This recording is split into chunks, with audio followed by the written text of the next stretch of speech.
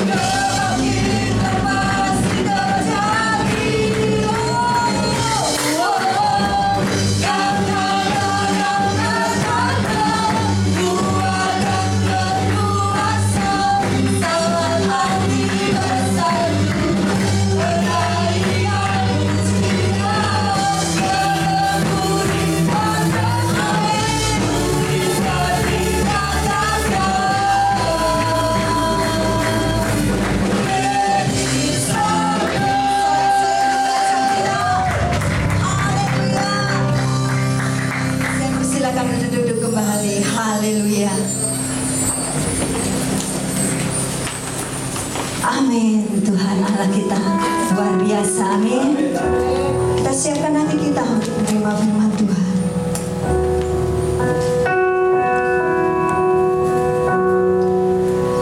Kaulah satu-satunya yang kami andalkan dalam hidup kami, Tuhan. Kalau sumber kekuatan kami, kalau sumber kedamaian bagi kami, Yesus.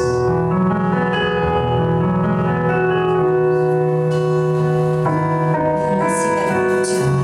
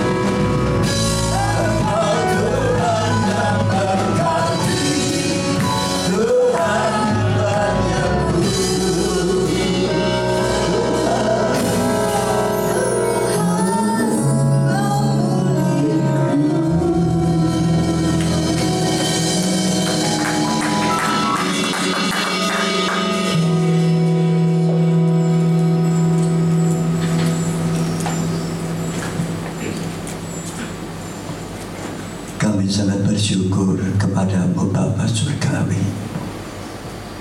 Kalau Tuhan masih memberi kami nafas kehidupan, Tuhan masih memberi kami kesempatan untuk datang beribadah kepadamu di rumah Tuhan di tempat ini. Kami sangat bersyukur karena semuanya anugerah-Mu yang Kau limpahkan bagi setiap kami. Tidak ada alasan bagi kami untuk tidak mengucap syukur kepadamu Bapa, sebagai rasa terima kasih kami akan penyertaan perlindungan-Mu Tuhan Yesus, atas berkat pertolongan kekuatan yang Kau berikan kepada setiap kami, sehingga pagi hari ini kami boleh ada sebagaimana kami ada. Kami boleh datang berkumpul untuk menyembah, memuji-muji Engkau lewat pujian penyembahan kami dalam ibadah ini. Biarlah ibadah ini sungguh-sungguh mengagungkan nama-Mu Bapa. Ibadah kami hanya kami tujukan kepada Bapa di surga, sumber kehidupan dan pertolongan bagi kami. Bila puji-pujian yang kami naikkan menyukakan hati-Mu Bapa. Terima kasih. Sekarang tibalah saatnya kami mau duduk dengan Dia, mendengar nasihat-Mu Engkau sampaikan kepada kami lewat firman-Mu. Roh Kudus, urapi setiap hati kami, urapi telinga hati dan pikiran kami, sehingga pada saat firman-Mu disampaikan, firman itu akan tertanam di dalam setiap hati kami, menjadi benih yang akan bertumbuh dan menghasilkan buah-buah kehidupan yang menyukakan hati Bapa di surga. Roh Kudus, urapi hamba-Mu Tuhan, taruhkan hikmat pewahyuan yang tak terbatas atas hamba-Mu, sehingga bagian ini firman ini benar-benar merupakan firman yang hidup, yang berkuasa menyadarkan kami, menuntut kami di dalam kebenaran, dan berjalan sesuai dengan kehendak-Mu Bapa. Terima kasih Bapa. Kami kuduskan waktu ini di dalam nama Tuhan Yesus Kristus, sehingga iblis tidak ada hak untuk mencuri kesempatan kami mendengar firman-Mu. Terima kasih Roh Kudus. Berkaryalah saat pagi ini di dalam setiap pribadi kami jemaat Tuhan di tempat ini. Hanya di dalam nama Tuhan Yesus Kristus kami berdoa. Yang siap terima firman Tuhan katakan amin. Shalom. Puji Tuhan, saudara yang dikasihi Tuhan. Mari kita sama-sama membaca firman Tuhan, satu ayat saja yang saya akan bagikan kepada saudara, yaitu kita baca Matius 7 ayat yang ke-12. Matius pasal yang ke-7 ayat yang ke-12. Saya akan bacakan buat saudara. Pemain musik silakan duduk di depan.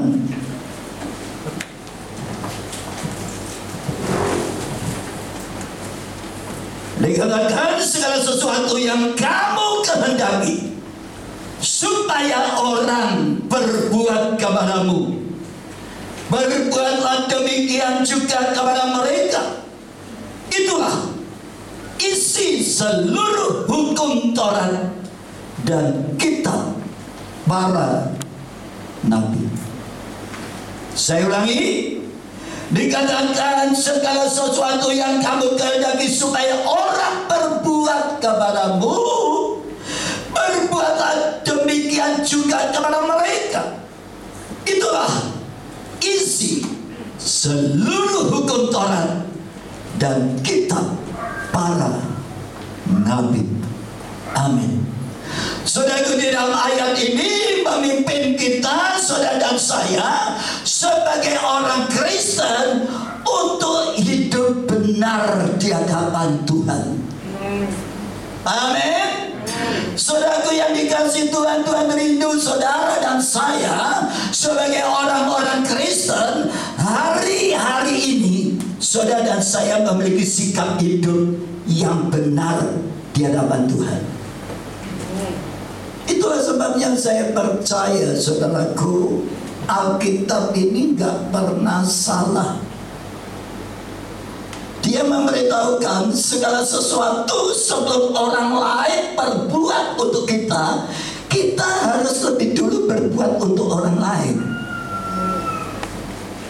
Jadi, kalau saudara dan saya mau dihormati orang, belajarlah menghormati orang lain. Kalau saudara dan saya kepingin disayang orang lain, saudara belajar menyayangi orang lain. Kalau saudara dan saya kepingin dihargai oleh orang lain, saudara dan saya juga belajar menghargai orang lain. Saudara yang dikasih Tuhan, kalau tahun ini saudara dan saya rindu menjadi orang Kristen yang diberkati, sebelum saudara dan saya diberkati, saudara dan saya harus belajar menjadi berkat buat orang lain. Saudara, Tuhan tidak ingin memberkati seseorang hanya orang yang egois, melakukan segala sesuatu berkat itu untuk dirinya sendiri, tetapi hidupnya tidak pernah mau menjadi berkat bagi orang lain. Itulah sebabnya firman Tuhan berkata, saudaraku, kalau saudara mengendangi orang lain berbuat sesuatu kepada saudara dan saya, perbuatlah itu kepada mereka. Jadi saya katakan, kalau saudara dan saya kepingin dihargai orang, belajarlah hidup menghargai orang. Amin. Kalau saudara ingin dihormati oleh seseorang, belajarlah hidup menghormati. Makanya saya sampaikan firman Tuhan ini, power of respect, kuasa di dalam penghormatan, penghargaan kepada seseorang. Ada berkat yang saudara dan saya akan dimiliki, saudara dan saya akan terima dari Tuhan pada saat saudara dan saya hidup belajar mengasihi, menghormati, menghargai orang lain di hadapan dan sekeliling hidup saudara dan saya. Jujur, hari-hari ini ada sesuatu kehilangan di dalam kehidupan komunitas orang Kristen, adalah kehilangan rasa menghormati. Rasa hormat itu enggak ada. Itulah sebabnya Tuhan ingin kembalikan saudara dan saya di dalam posisi yang benar, karena Alkitab berkata itu semuanya tercantum di dalam kitab Taurat dan kitab para nabi.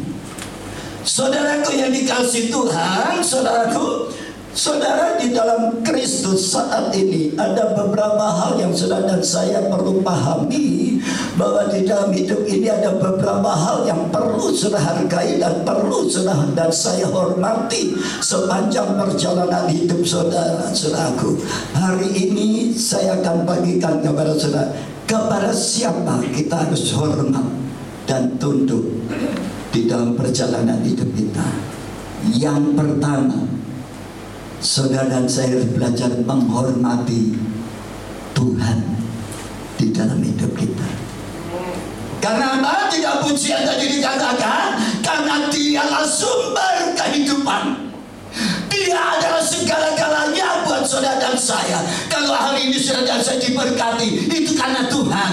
Amin. Kalau hari ini saudara dan saya sehat, itu karena Tuhan yang menyertai perjalanan hidup saudara dan saya. Amin. Kalau hari ini saudara dan saya memiliki kedudukan di dalam perusahaan, itu karena Tuhan, bukan karena kehebatanmu. Amin. Kalau saudara dan saya sadar bahwa segala sesuatu itu datangnya daripada Tuhan, maka tidak ada seorang pun yang berhak menyombongkan diri dengan segala keberadaannya. Amin. Yang pertama, saudaraku, adalah kita belajar menghormati Tuhan di dalam hidup kita. Kita baca Keluaran pasal 20.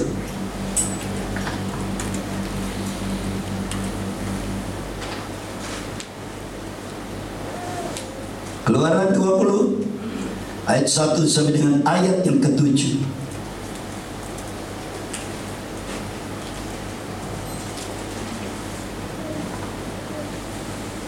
Kita perhatikan. Lalu Tuhan mengucapkan segala firman ini. Akulah Tuhan Allahmu yang membawa engkau keluar dari tanah Mesir dan dari tempat perbudakan. Jangan ada padamu Allah lain di hadapanku. Janganlah membuat bagimu patung yang menyerupai apapun yang ada di langit, di atas, dan yang ada di bawah bumi, di bawah, dan apa yang ada di dalam air di bawah bumi.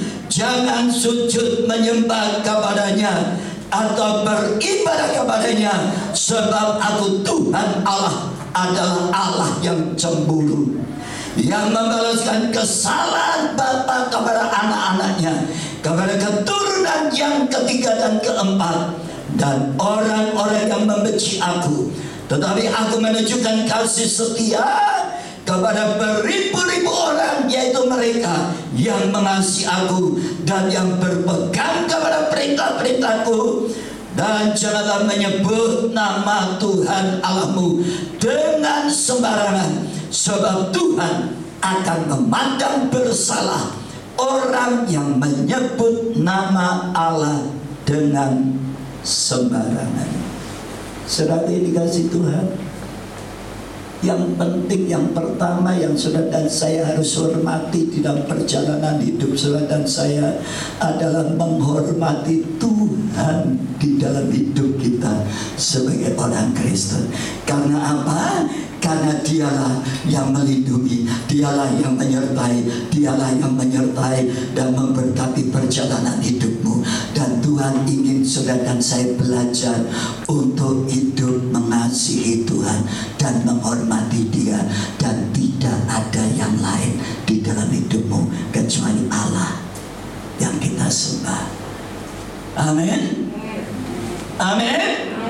Nah, saudara, lalu orang berkata, bagaimana cara kita menghormati Tuhan?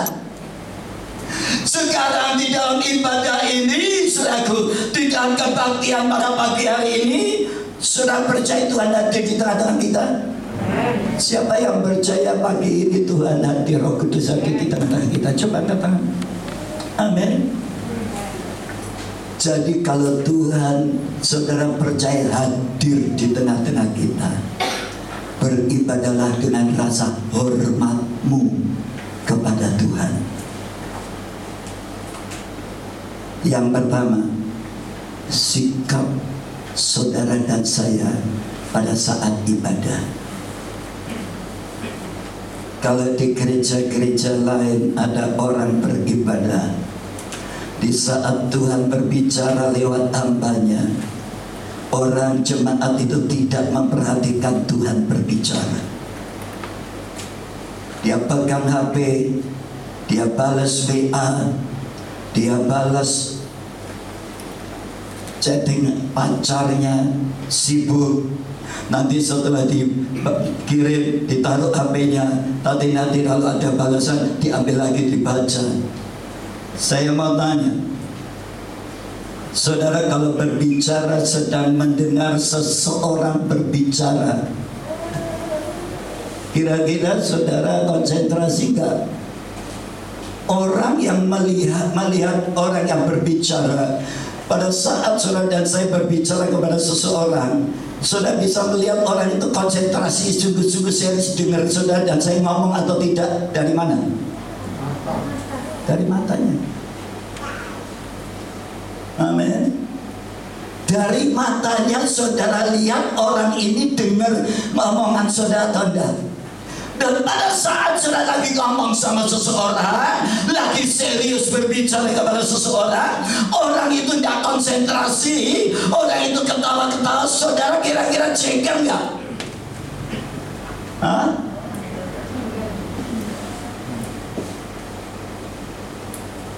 Pada saat saudara ngomong dengan siapapun, pada saat saudara ngomong, lalu orang itu berbicara sendiri, kan sudah bagaimana? Ini uang itu dijak ngomong kok nggak serius. Ya. Apalagi pada waktu saudara dan saya mendengar seseorang berbicara, saudara tidak konsentrasi, kemudian saudara berbicara dengan sesamamu, sebelahmu, dan kemudian saudara sambil tertawa-tertawa, kira-kira saudaraku, saudara dan saya kira-kira sikap hati saudara jengkel nggak dengan orang? Saya masih ingat pada waktu debat Capres tahun 2019. Saya ingat pada waktu Pak Prabowo memaparkan visi misinya sebagai calon presiden. Tiba-tiba dia lihat ada audiens yang mulai tertawa-tertawa, ngamuk, saudaraku, digebrak mejanya. Saya masih ingat itu. Amin, saudara ingat? Ada orang tertawa, marah, saudaraku, Pak Prabowo. Karena apa, saudaraku? Karena beliau merasa tidak dihargai pada saat dia berbicara. Itulah sebabnya saya katakan kepada saudara, pada saat saudara datang beribadah kepada Tuhan, dan pada saat firman itu disampaikan oleh hamba Tuhan, saudara, Tuhan bisa melihat orang ini menghargai Tuhan atau tidak, yang sedang berbicara lewat hambanya. Ya. Itulah sebabnya saya katakan kepada saudara, kemudian ada sikap yang kelihatannya baik, ya, tetapi tidak berkenan kepada Tuhan. Pada saat ibadah, bagi-bagi permen. Sudah pernah dikasih permen supaya tidak ngantuk? Saya mau tanya kepada saudara, kira-kira pada waktu firman disampaikan, saudara dan saya ngemut permen pedes, kira-kira sudah konsentrasi dengar firman atau ngerasana permen? Hah? Apa mereka kecut gitu, saudaraku? Ya. Yang pertama, saudaraku, pada saat firman disampaikan, Tuhan bisa melihat saudara dan saya itu sudah menghormati Tuhan atau enggak. Itulah sebabnya saya katakan, yang pertama, sikap hati saudara dan saya pada saat mendengar firman Tuhan, saudara merasa kehadiran Tuhan di dalam ibadah itu, saudara dan saya pasti memiliki sikap yang serius dengan Tuhan, menghargai Tuhan dengan sungguh-sungguh.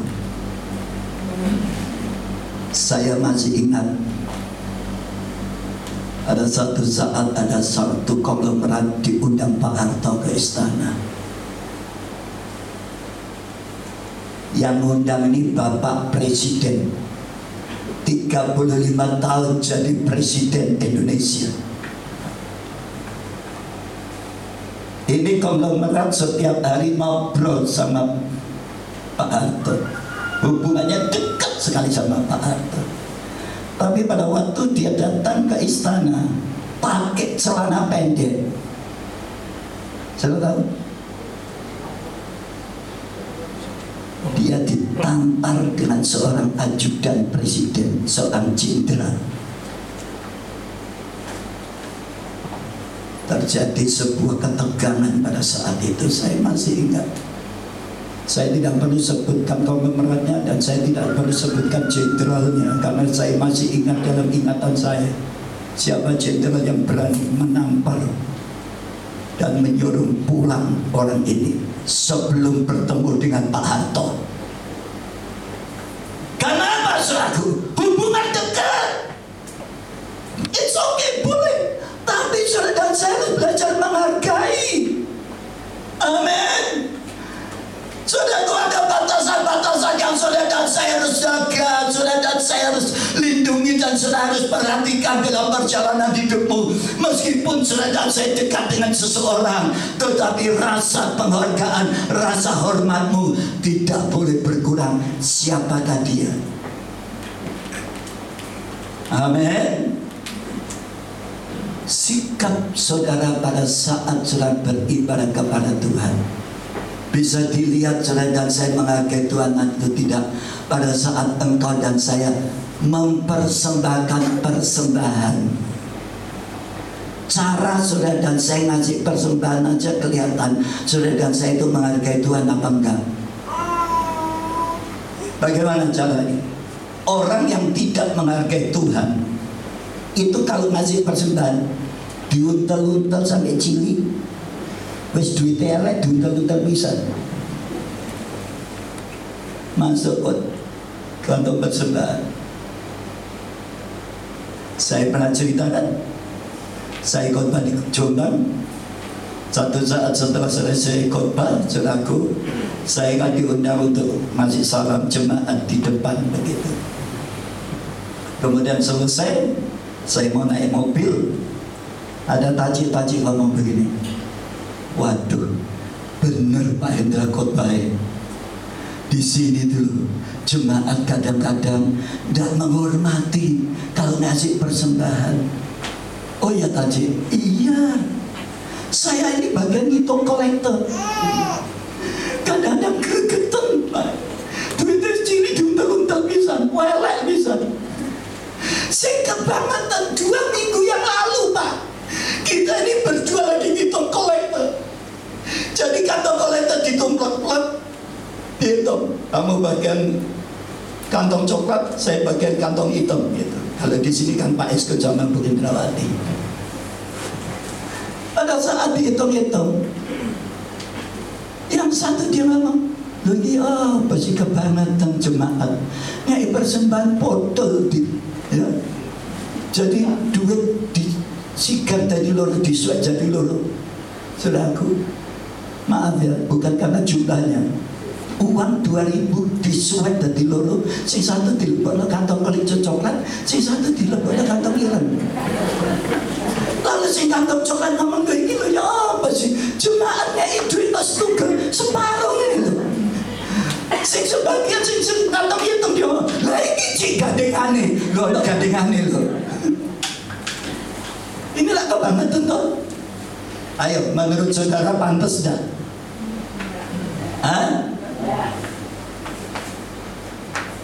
Itu tidak menghargai Tuhan, saudaraku. Kalau saudara ngasih tukang parkir,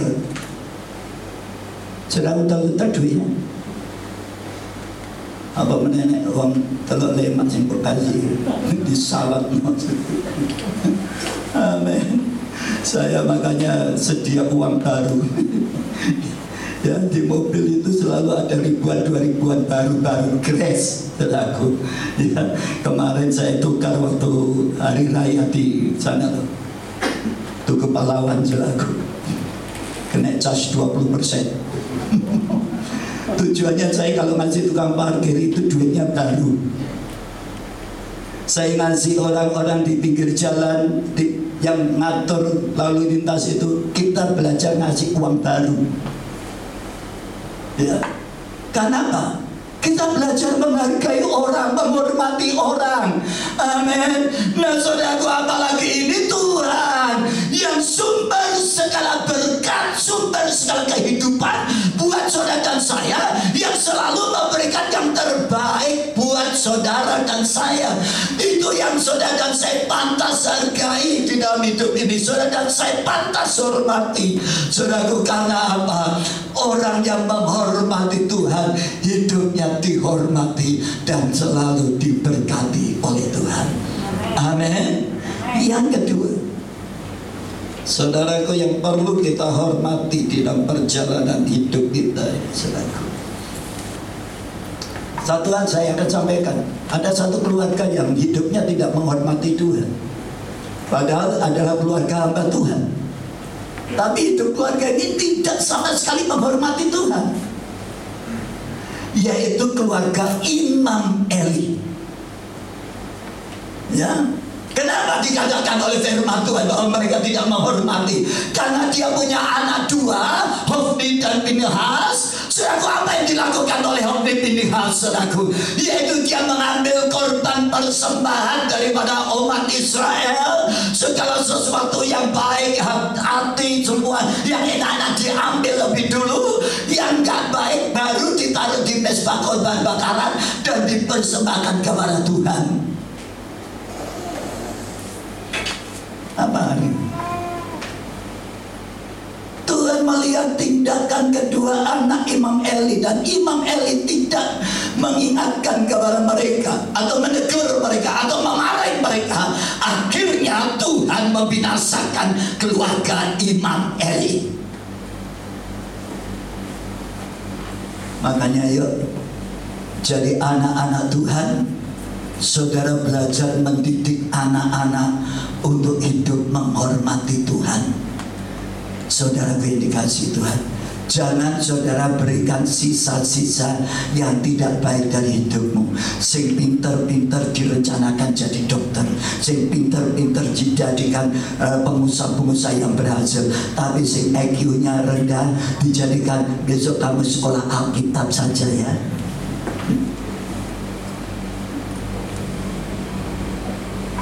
Pius ini pinter lah.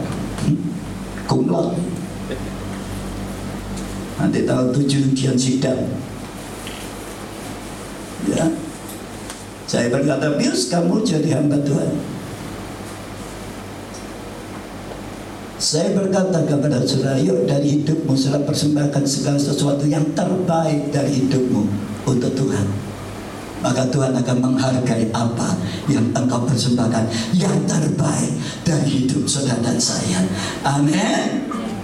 Sekarang jujur, pada saat saudara dan saya ngasih persembahan, kira-kira di dompet saudara yang paling kecil atau yang paling besar yang saudara persembahkan kepada Tuhan? Saudara jawab di hati, tidak perlu ngomong, karena ditunggu tonggone. Amin. Ya kan? Nah, saudara yang dikasih Tuhan, yang kedua yang perlu kita lakukan penghormatan dalam perjalanan hidup kita. Ya. Kita lihat yang kedua adalah menghormati orang tua. Seringkali kita mendengar sebuah kata-kata yang berkata, orang tua iku wakile Gusti Allah. Wong tua itu wakilnya Tuhan di bumi. Yuk kita baca Keluaran 20 ayat 12.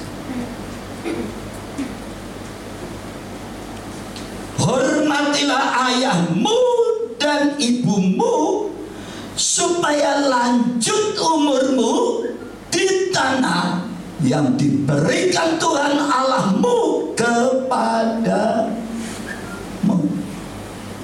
Yang kedua yang perlu kita hormati adalah orang tua kita. Dan orang tua kita itu adalah ayah dan ibu. Tapi seringkali orang menekankan, terutama sama ibu, ojo sembrono. Karena apa? Ibu itu yang mengandung anak 9 bulan sengsara. Dari saat melahirkan itu sengsara. Di saat membesarkan anak itu sengsara. Banyak pengorbanan seorang ibu yang dikerjakan pada saat anak itu sakit. Ibu itu tidak tidur, saudaraku. Saya masih ingat istri saya pada waktu memiliki anak kecil, saudaraku. Dan kemudian anak saya sakit, saudaraku. Istri saya digendong anaknya, saudaraku. Kemudian jalan-jalan, saudaraku, sambil ditidurkan anak itu rewel, saudaraku. Kemudian duduk sambil gendong, cekluk, saudaraku.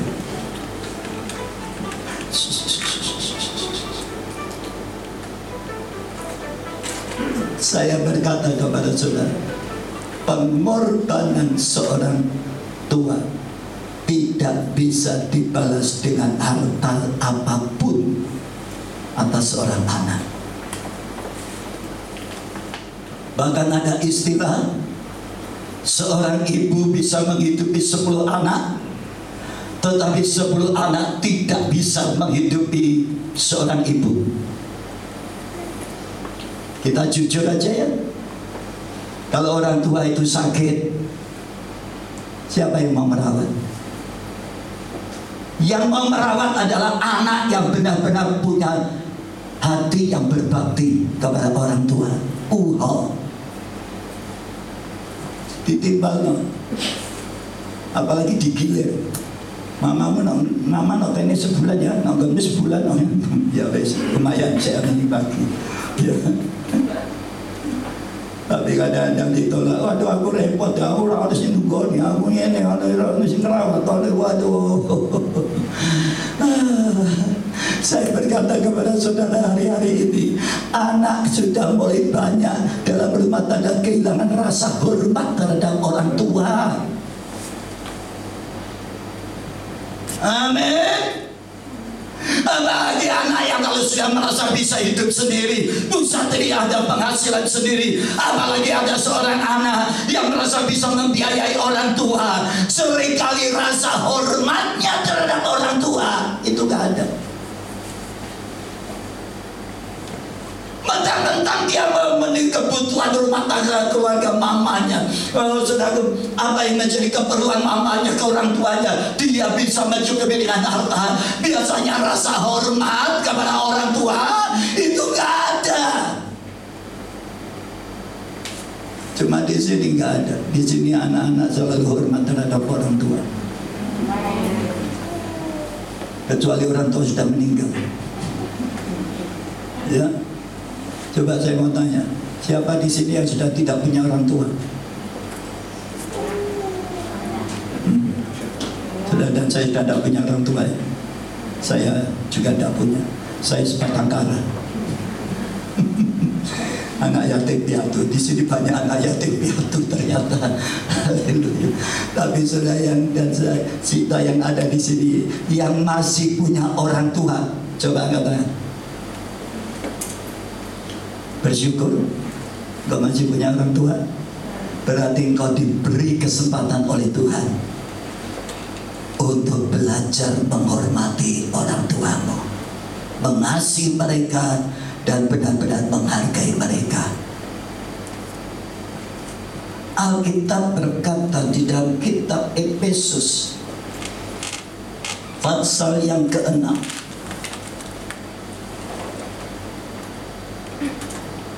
ayat 1 sampai dengan ayat 2 dan 3.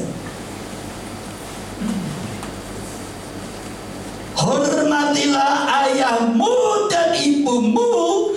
Ini adalah suatu perintah yang penting supaya seperti yang nyata dari janji ini, supaya kamu berbahagia dan panjang umur di bumi. Saudara jangan pikir panjang umur itu kalau banyak olahraga. Berapa banyak orang yang jago olahraga, suka olahraga, tapi justru melalui olahraga mereka mati. Mereka mati di dalam kolam renang, mereka mati di dalam lapangan tenis, mereka mati di saat bersepeda, mereka mati di saat mereka nge-gym. Macam-macam saudaraku. Saya berkata kepada saudara, Alkitab gak pernah salah. Latihan badani sedikit manfaatnya, tetapi ibadah itu besar kuasanya, mengandung janji hari ini dan akan datang. Amin. Tapi bukan berarti olahraga gak penting, saudaraku. Amin. Saya ini olahraga yang paling suka cuma renang, saudaraku. Dan semua anak-anak kami bisa renang. Ya, kalau dulu gaya batu, cemplung hilang. Lalu, ya. Jadi saya katakan kepada saudara, umur panjang itu ternyata pada saat saudara dan saya belajar melakukan firman, hidup sesuai dengan firman, menghormati ayah dan ibumu. Di sini ada yang benci dengan mamanya, ada yang benci sama papanya. Hah? sejahat-jahat apapun orang tuamu, dia tetap orang tua yang baik. Amin. Oleh sebab itu saya katakan, jangan hilang rasa hormatmu terhadap orang tuamu.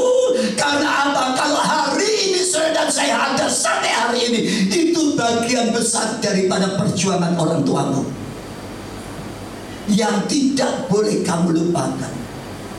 Ada pepatah berkata, sewakan dikatakan bangsa yang besar adalah bangsa yang menghargai para pahlawan. Amin. Dan anak yang akan diberkati oleh Tuhan, anak yang hidup berbahagia, adalah anak yang hidup berdamai dengan orang tuanya. Kita baca yuk kitab Amsal pasal 20 ayat 20. Kitab Amsal pasal 20 ayat 20. Siapa mengutuki ayah atau ibunya, pelitanya akan padam pada waktu genap. Jangan sembrono.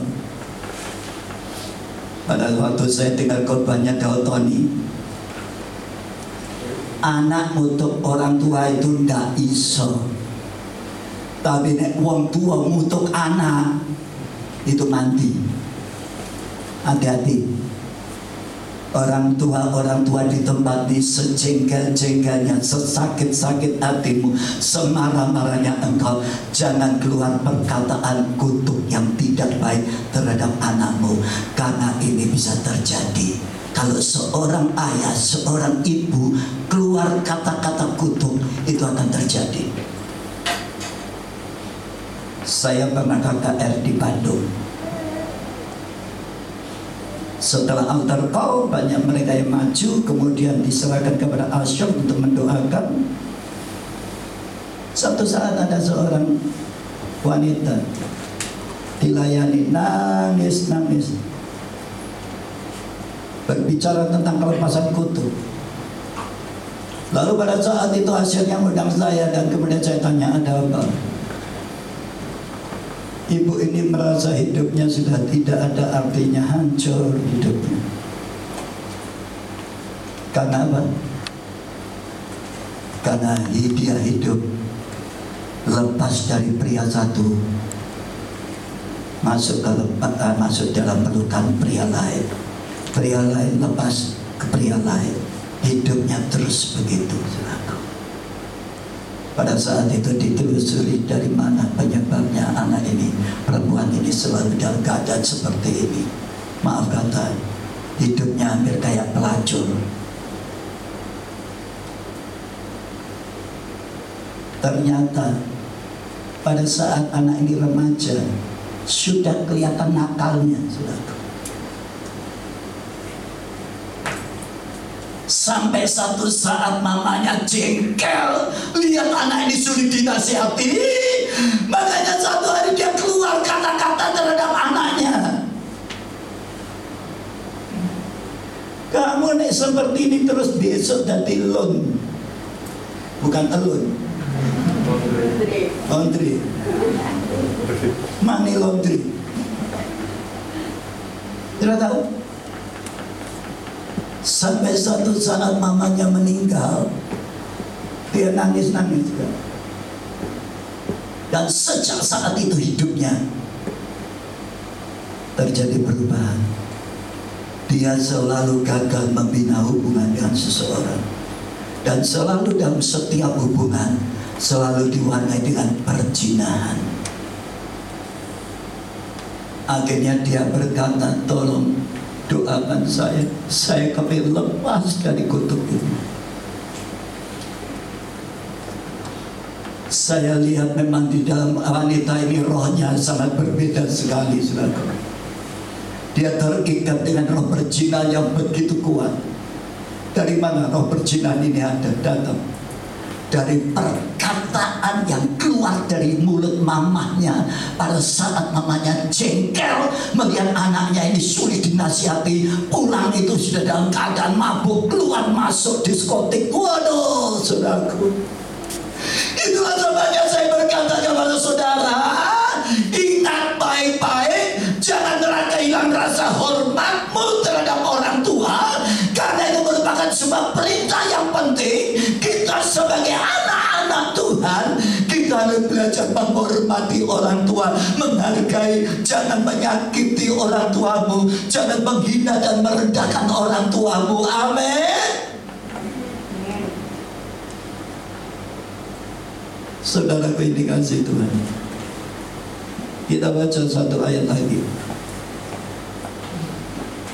Amsal 30 ayat 17. Amsal 30 ayat 17.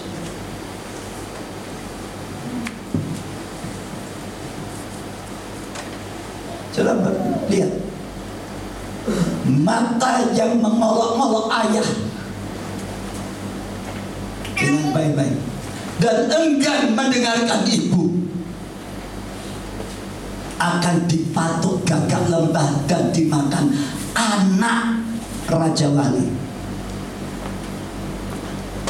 Mata yang mengolok-olok ayahnya dan enggan mendengarkan ibunya, matanya akan dipatok dengan gagak lembah dan dimakan anak Raja Wali. Engkau akan tidak bisa melihat masa depanmu. Matamu akan menjadi kabur. Engkau tidak akan bisa melihat masa depanmu bahagia atau tidak, berhasil atau tidak, karena matamu dipatok oleh, dikatakan gagak lembah dan anak Raja Wali. Kehilangan visi, kehilangan pandangan hidup. Saudara yang dikasih Tuhan, oleh sebab itu dengar baik-baik. Kalau saudara dan saya masih memiliki ayah dan ibu, belajarlah hormat, jangan menyakitkan mereka. Amin. Kalau saudara dan saya kepingin umur panjang, hidup berbahagia, saya melihat, saudaraku, orang yang biasanya benar-benar hormat dan sayang kepada orang tuanya, hidupnya selalu diberkati, saudaraku. Tapi pada saat saudara menyakitkan hati orang tua, satu hari ada seorang anak saya kenal, diberkati Tuhan. Mamanya seorang janda yang sudah tua. Dia punya rumah banyak. Kemudian dia ngomong sama mamanya, "Ma, kamu pakai rumahku satu ini. Kamu tinggal di situ. Disiapkan pembantu." Kurang api apa? Hah? Disiapkan pembantu. Mamanya sudah tua. Lalu pada saat itu adiknya yang paling kecil itu ikut mamanya. Untuk menemani mamanya, adiknya ikut. Satu hari, saya masih ingat di dalam ingatan saya, terjadi konflik antara yang punya rumah ini dengan adiknya cewek. Lah mama itu biasanya juga sayang sama anak yang paling kecil. Amin. Akhirnya nggak tahu, dia sudah, mamanya sudah melerai, wes iku kayak apa ya, adik ini adikmu, ya toh, wes ampunan, wes gak usah jadi masalah. Nggak bisa. Kalau mama bela dia, mama keluar dari rumah ini.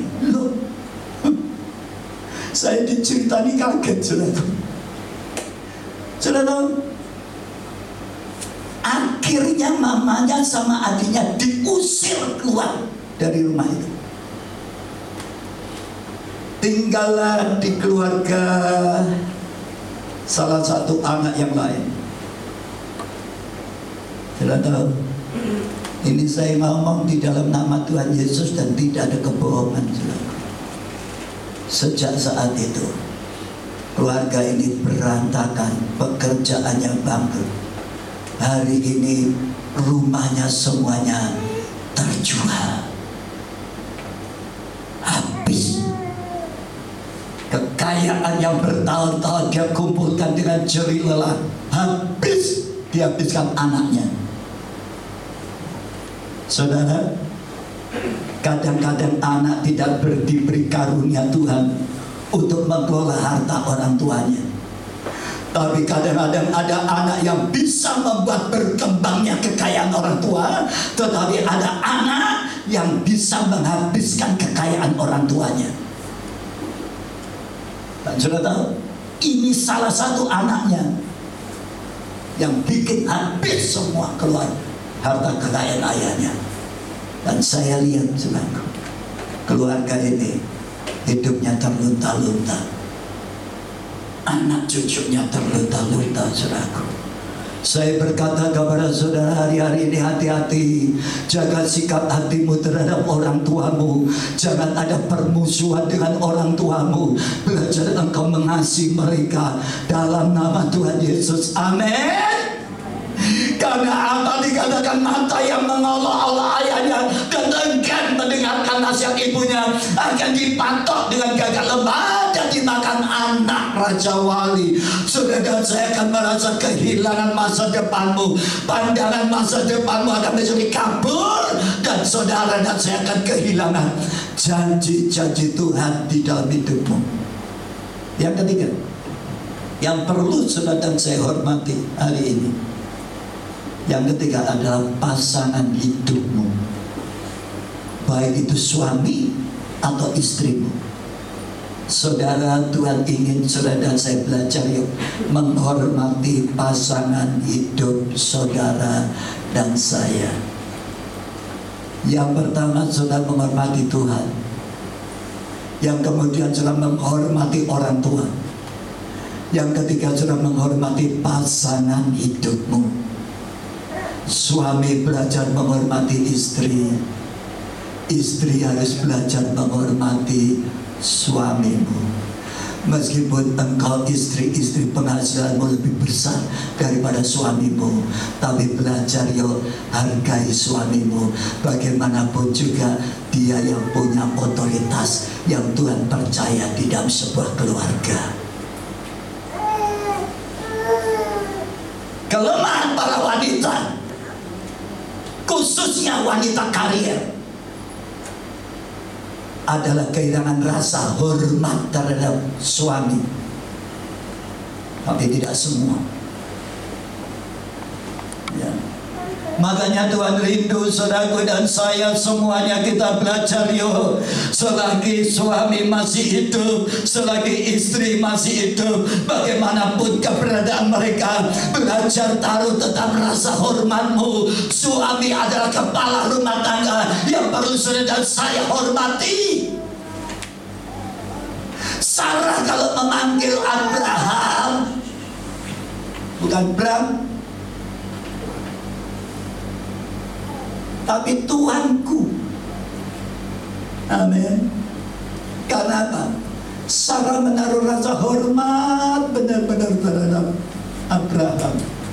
Dia tahu struktur dalam rumah tangga, suami itu adalah kepala yang perlu dihormati, dihargai. Amin. Saudaraku, oleh sebab itu jangan ada istri-istri kalau manggil suaminya Dul,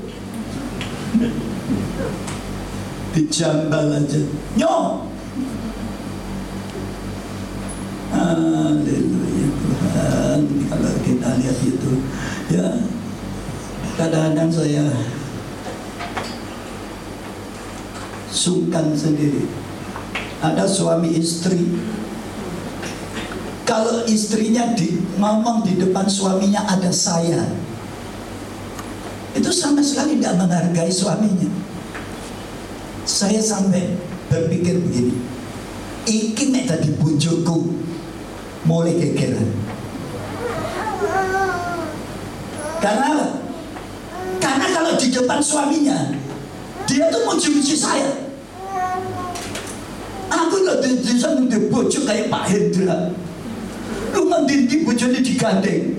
Bor pura-pura bojoku gandeng aku, katanya gitu. Aduh, saya sampai sungkan, saudaraku. Lah ini nek bojoku sampai omah, tak tempel gemblong, tak kayak tetel, saudaraku. Amin. Ya, nggak menghargai sama sekali.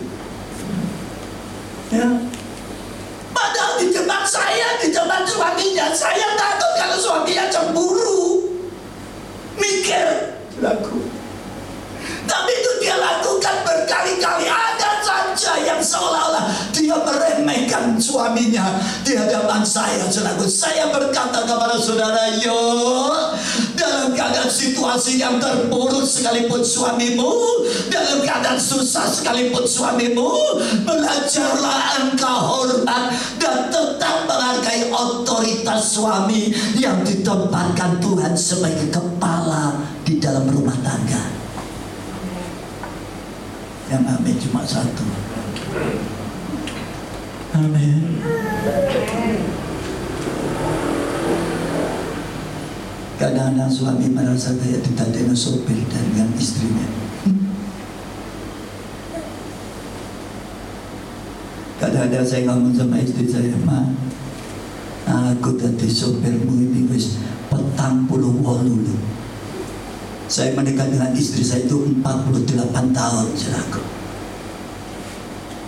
Tidak pernah dia nyetiri saya, tapi dia tidak pernah gaji saya. Jadi sopir 48 tahun, tidak tahu digaji. Istri saya tidak terima, saudaraku. Dia ngomong, aku tadi babumu 48 tahun, orang tahu mau kayak duit, kata gitu, saudaraku. Aduh, makanya saya sadar sekarang ada uang saya transfer dia, ada uang saya transfer dia gitu, nek eling. Jesus, haleluya. Belajar yuk. Ojo nanti nek mati ditangisi. Pasangan hidupmu dipanggil Tuhan salah satunya, saya nggak tahu.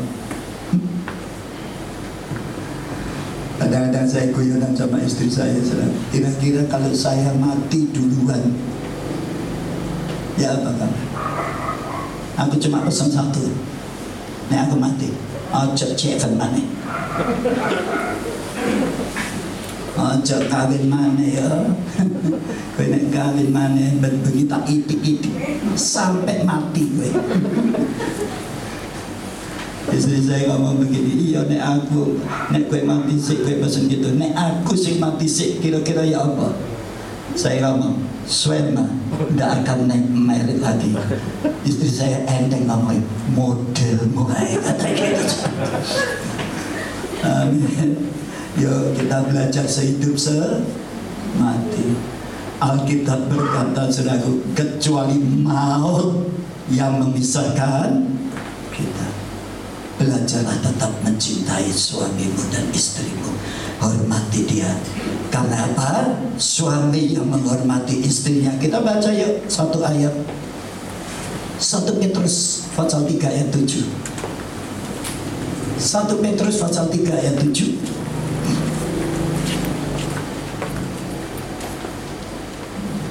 Demikian juga kamu, hai suami-suami, hiduplah bijaksana dengan istrimu sebagai kaum yang lebih lemah. Hormatilah mereka sebagai teman pewaris dari kasih karunia, yaitu kehidupan, supaya doamu jangan terhalang. Saya tidak mau doa saya terhalang. Dan saya lihat, saudaraku, hari-hari ini doa saya banyak didengar Roh Kudus dan dikabulkan oleh Roh Kudus. Baik mendoakan diri saya sendiri maupun mendoakan orang lain. Saya merasakan, saudaraku, karya Roh Kudus itu dahsyat. Salah satu kuncinya, kalau kita semua yang jadi suami hidup bijaksana terhadap istrimu, engkau benar-benar dengan tulus mengasihi istrimu, engkau benar-benar sayang terhadap istrimu, dan firman Tuhan berkata, karena istri adalah teman pewaris untuk menerima segala janji-janji Tuhan, maka itu sumber kehidupan buat saudara dan saya. Dan Alkitab berkata, kalau saudara dan saya menghormati dan menyayangi istrimu dengan segenap hatimu, doamu suami-suami tidak akan terhalang. Kenapa doa suami terhalang?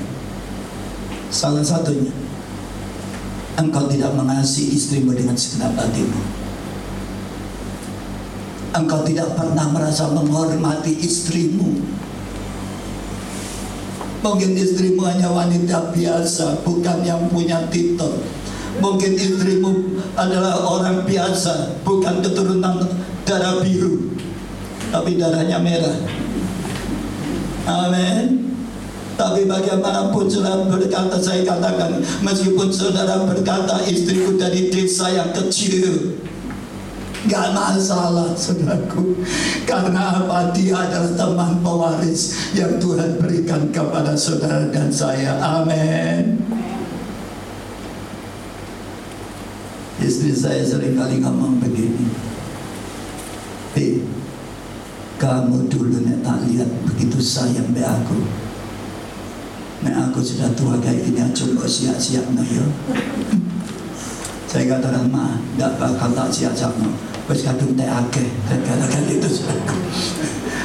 Amin. Ya, saya berjuang untuk mendapatkan istri saya, pengorbanannya itu banyak saudaraku. Keluarganya banyak tidak setuju dapat saya. Ya, karena saya mulai aktif sebagai hamba Tuhan dan mereka banyak berpikir menjadi istri seorang hamba Tuhan itu hidupnya tidak bisa terjamin.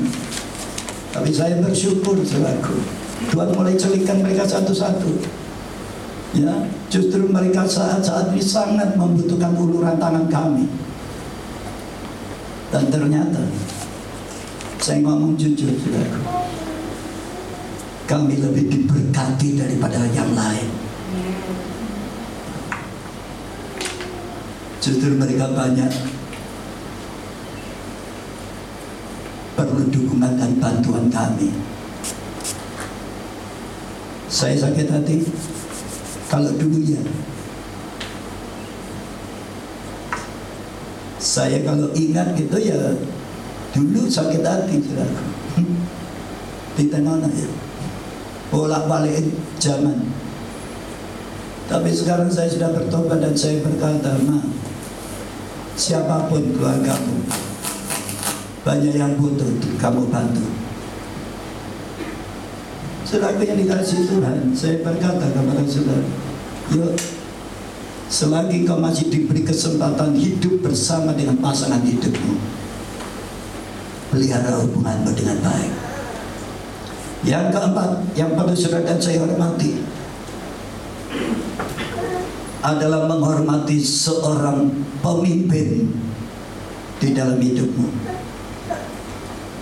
Kalau di kantor adalah pimpinanmu, di gereja adalah pendeta, di rumah adalah seorang suami. Yuk kita baca 1 Tesalonika 5 ayat 12.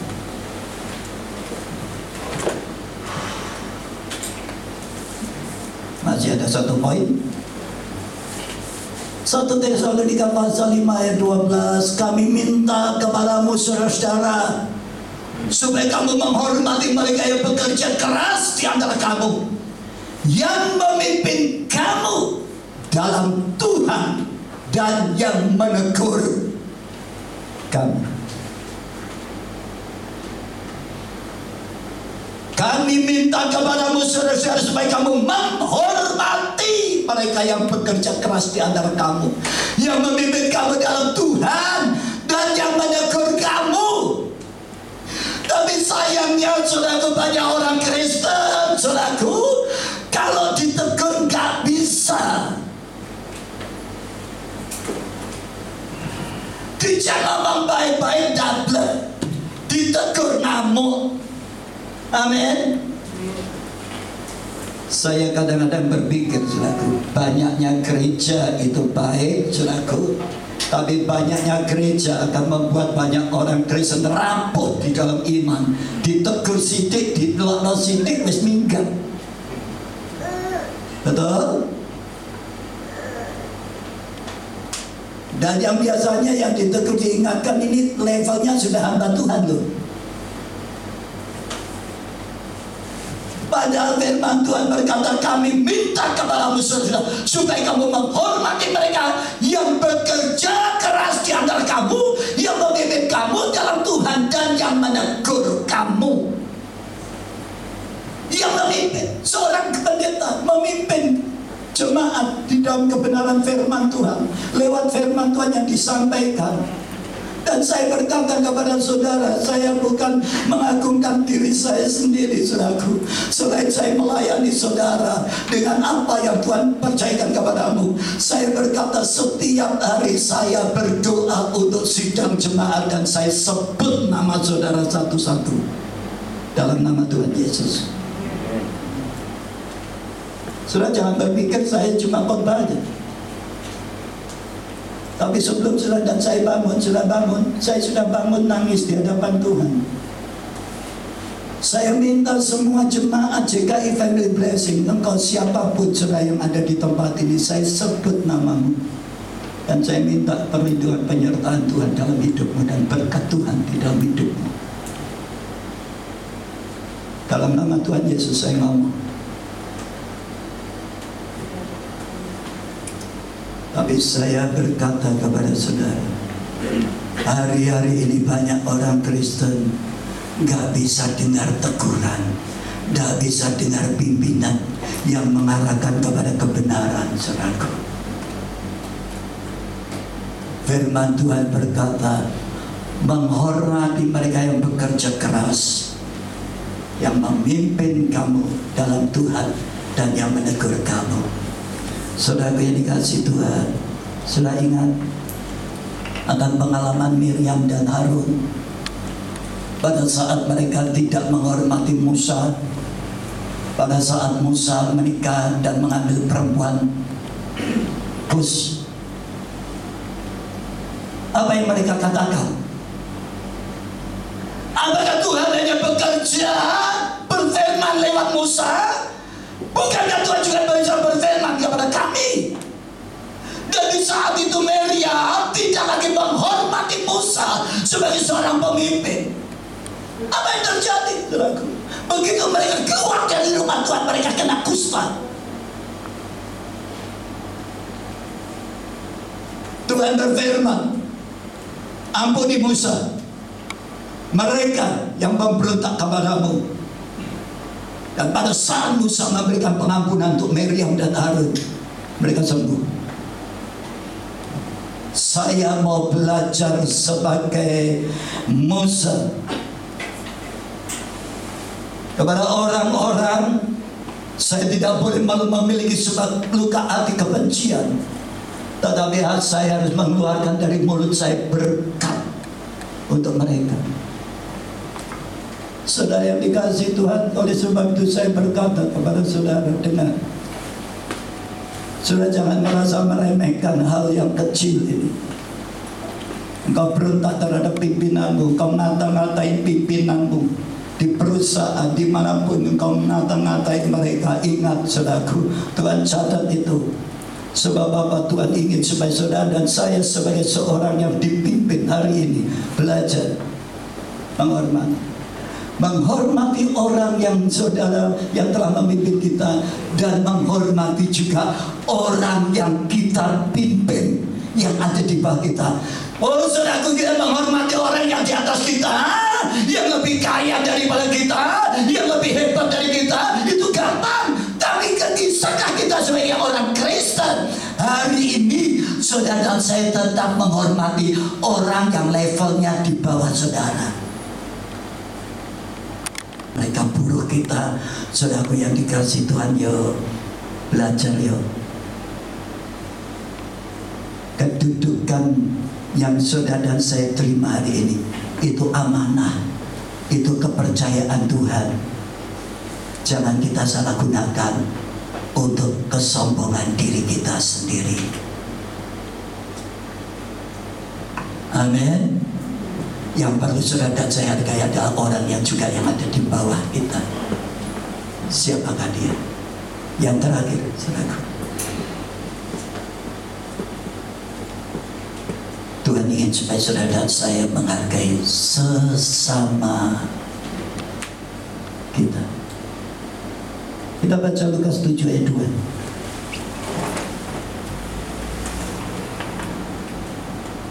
Lukas pasal 7 ayat 2. Tadi dikatakan di situ ada perwira yang mempunyai seorang hamba yang sangat dihargai. Hamba itu sedang sakit keras dan hampir mati. Yang terakhir, saudaraku, menurut survei, orang yang sukses di dalam perjalanan hidup mereka itu hanya 15% karena IQ. Ya, kepandaian memang bisa mengantar orang itu berhasil. Tapi 85% orang berhasil itu karena bisa membina hubungan dengan sesama.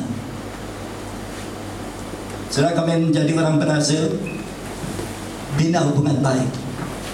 Engkau bisa dipercaya, kata-katamu bisa dipercaya, perbuatanmu jujur, ya. Biarpun kau pandai, tapi kalau nggak jujur, jangan harap berhasil. Amin. Sudah boleh pandai, tapi kau nggak bisa dipercaya, jangan harap saudara dan saya berhasil. Jadi keberhasilan itu adalah salah satunya yang paling besar persentasenya adalah orang yang bisa membina, menjaga dirinya sendiri supaya bisa benar-benar dipercaya oleh orang lain, dan engkau adalah orang yang disukai dengan orang-orang di sekitarmu di dalam cara engkau bergaul. Berapa banyak kita seringkali tidak sadar orang sebel dengan kita, tapi kita cuek.